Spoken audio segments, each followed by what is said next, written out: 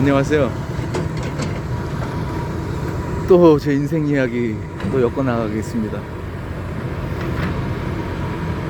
그래 이제 배를 또 이제 그만두고 서울로 왔죠. 그래가지고는 큰 집은 이제 남대문에서 꽃장사를 했는데 좀 부유해졌어요. 거기 가서 조금 또 눈치 보이면 또 이제 외갓집으로 가서, 외갓집은 뭐 이모부가 돌아가시고 이모 혼자 사니까 늘 가난했죠.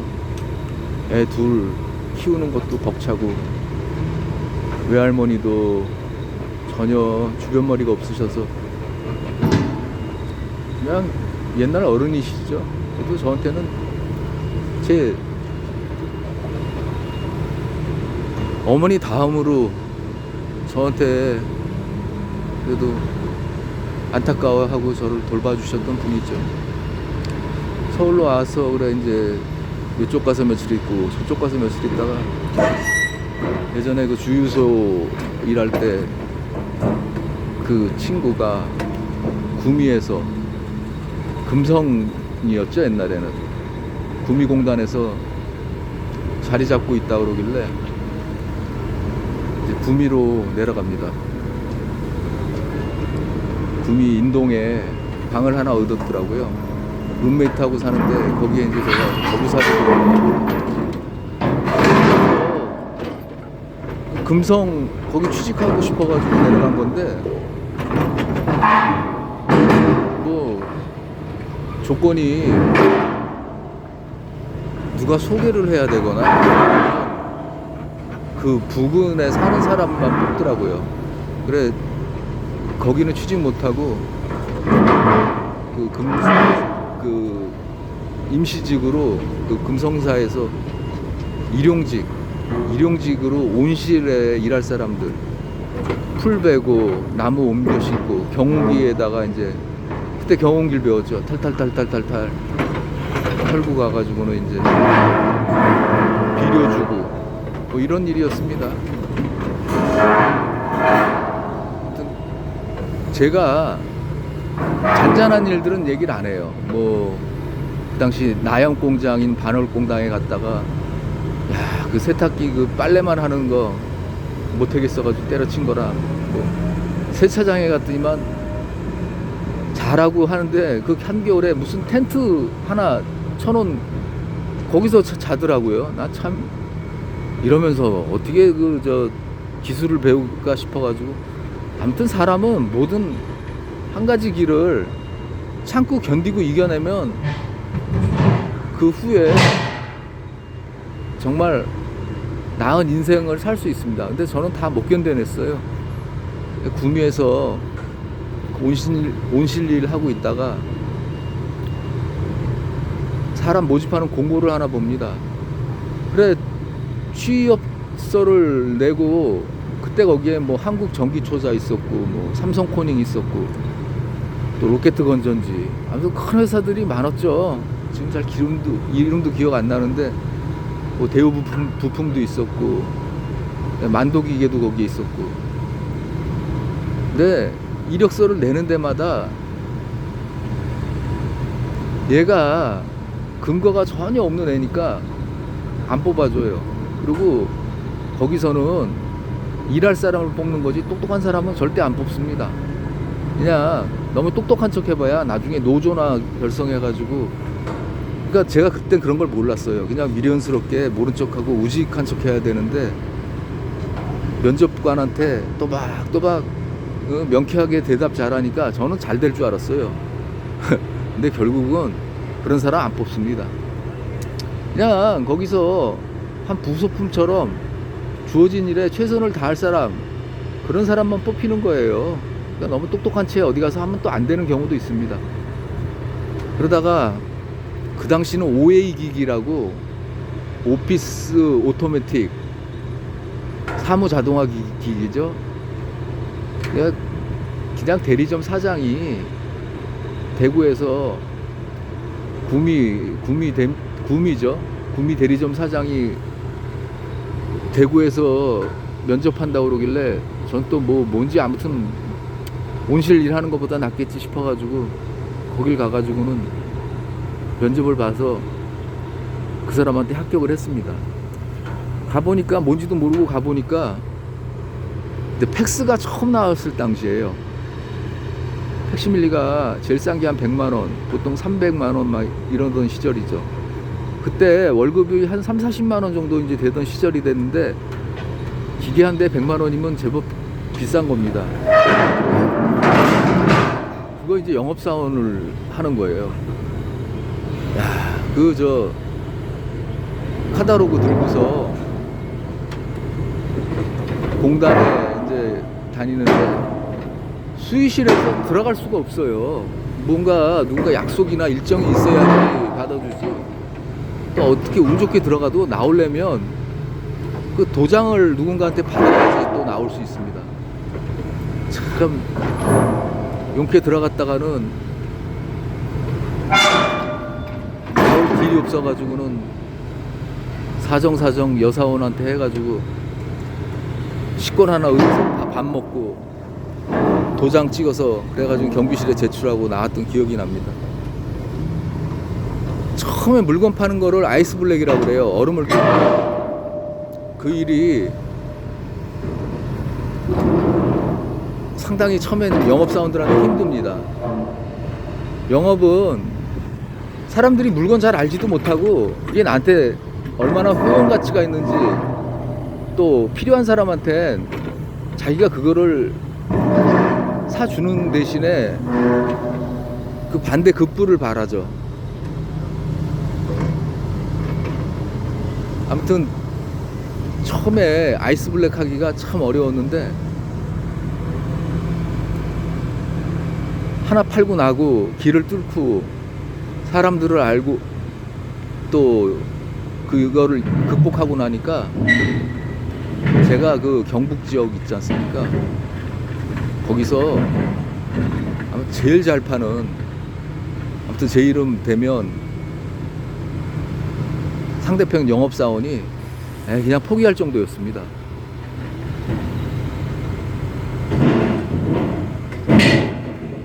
참 많이 팔았죠.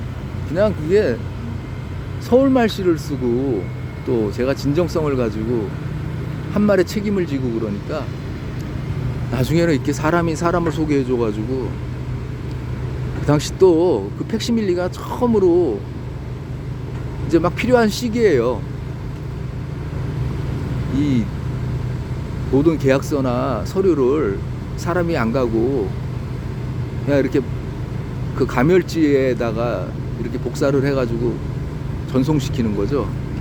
이게 이제 이진법으로 0101 그러면 여백은 0 글자는 1 그런 원리로 해서 보내는 겁니다. 진짜 하루 종일 사우나에서 쉬다가 사무실에 들어가면 제 이름으로 벌써 물건이 팔렸어요. 진짜 한 달에 한 대여섯 대만 팔면 되는데 저는 한 10대를 그냥 우습게 팔았습니다. 그 이상도 못 팔았어요. 그 이상도. 제가 그때 못내 아쉬운 게 진짜 자동차 영업을 하면 현대자동차 진짜 잘할 수 있을 것 같았는데 그때 거기가 전문대 졸업 아니면 뽑질 않더라고요. 그래 그 사장은 안영겸이라는 사람이었는데 이름이 기억납니다. 새빵산인지 뭔지 그 도량동 그쪽에서 조그만 쪽방에서 살던 사람이 전셋집으로 옮기고 그 다음에 아파트로 옮기고 점점 크게 그 사람은 정말 엄청 성장했죠. 저 같은 직원 하나 둔 덕분에. 그 당시 삼성전자에서 그 대리점이 우수하다고 삼성전자 사장으로 상을 주는데 제가 그때만 해도 참 욕심이 없었는지 제가 당연히 받아야 되는 걸 그 김희식이라는 사람, 처자식 있고 가정 가진 사람, 그 사람한테 양보를 했죠. 그 사람이 가서 그 상장 받고 트로피 받고 그래가지고 왔는데 있잖아요. 자기 몫은 절대 양보하면 안 됩니다. 왜? 기회는 단 한 번뿐이기 때문에. 그래 사장은 뭐 월급 조금 올려주고 한 50만 원 받았나요? 그나마 규칙적인 생활을 이제 그때 처음 시작했죠.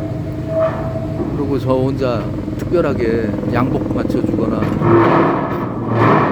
또 휴가 줘가지고 울릉도 여행 갔다 오고 뭐 이런 식으로. 그 사람은 그렇게 크게 막 잘 되는데 저는 뭐 그때 청약저축을 처음 부었죠. 매달 10만 원씩 들어가는 거. 그때 돈으로는 꽤 큰 돈이었지만 이제 월급이 안정되니까 전 진짜 그 구미 주변 뭐 황간 뭐 성산 진짜 독보적이었어요. 아, 왜 이렇게 나중에는 이제 휴대폰 SH100이라는 거 이제 삼성에서 처음 휴대전화기 나오고 모토로라 나오고 막 이럴 때인데 그 당시 이게 가입비만 80만 원인가 했습니다. 그거를 영업해서 판다는 건 쉬운 일이 아니었어요. 근데도 제 이름이 이렇게 알려지고 제 고객이 확보되니까 그것도 곧잘 팔았죠. 제가 그만둔다 그럴 때 그 사모님까지 잡을 정도였으니까. 근데도 제가 거기서 교통사고를 났는데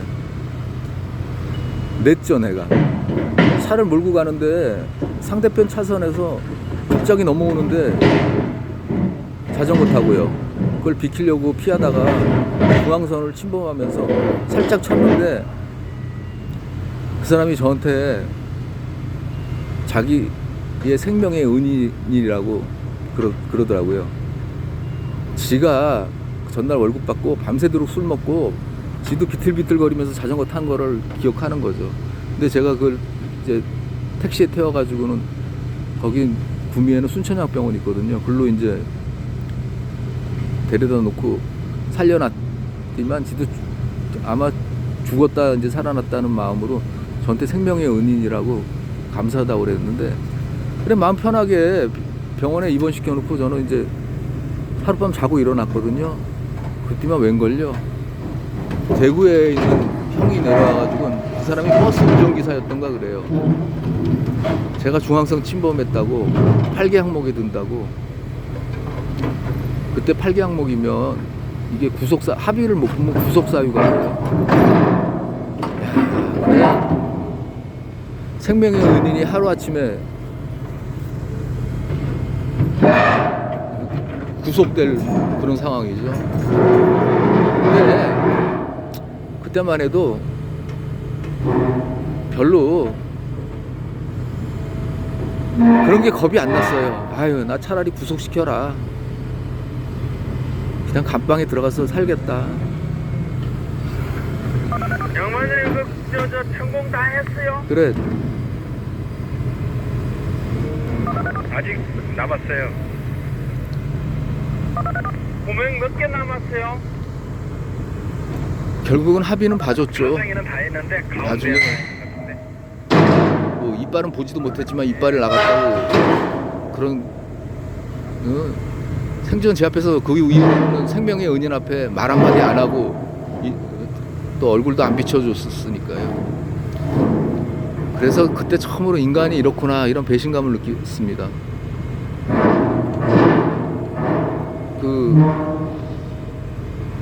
제가 그 버스 기사 형한테 나 감옥 간다고 그랬었어요. 제가 호적 등본을 띄우다가 우리 식구 다 죽고 나 혼자 살아남아 있는데 나 별로 살고 싶은 마음 없다.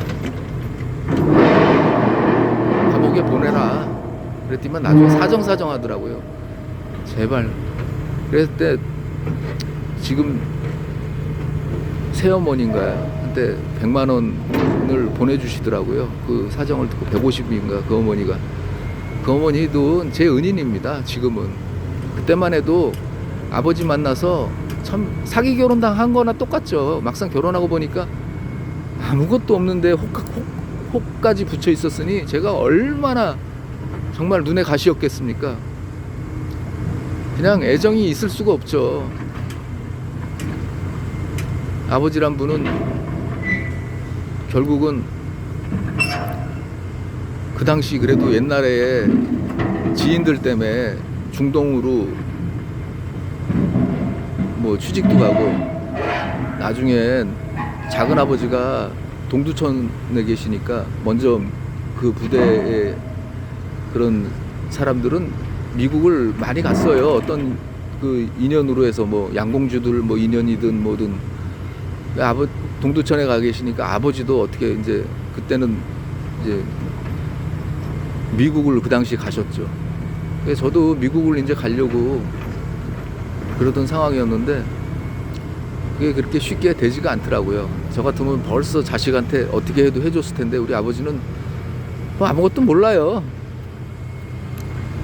그냥 다행히 일은 할 줄 아시더라고요. 정신은 뇌세포가 좀 죽어서 망가졌는지 몰라도 그냥 일하던 거는 몸에 남아가지고 일은 하셨어요. 아버지에 대한 얘기는 나중에 한 번 더 하겠습니다. 그때 그러고 났는데 내가 그 안영겸이라는 사장을 위해서 일을 해야 되나 이런 생각이 들더라고요. 직업은 안정이 됐는데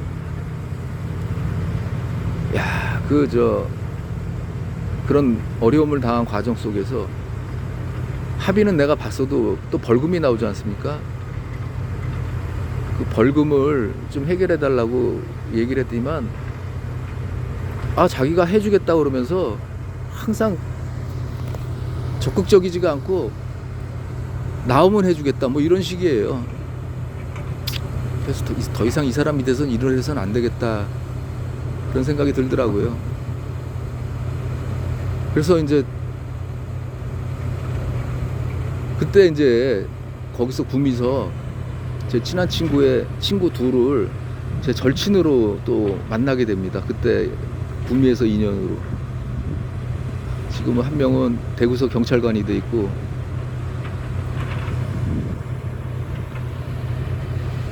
또 한 명은 그 용접사로 일하고 있는데요. 저한테는 진짜 평생 가는 친구들입니다. 그때 거기서 친구들 얘기도 나중에 또 이렇게 또 할 기회가 있으면 하겠는데 지금은 제 인생 살아온 얘기하는 거니까. 그래서 이제 구미를 이제 떴죠. 또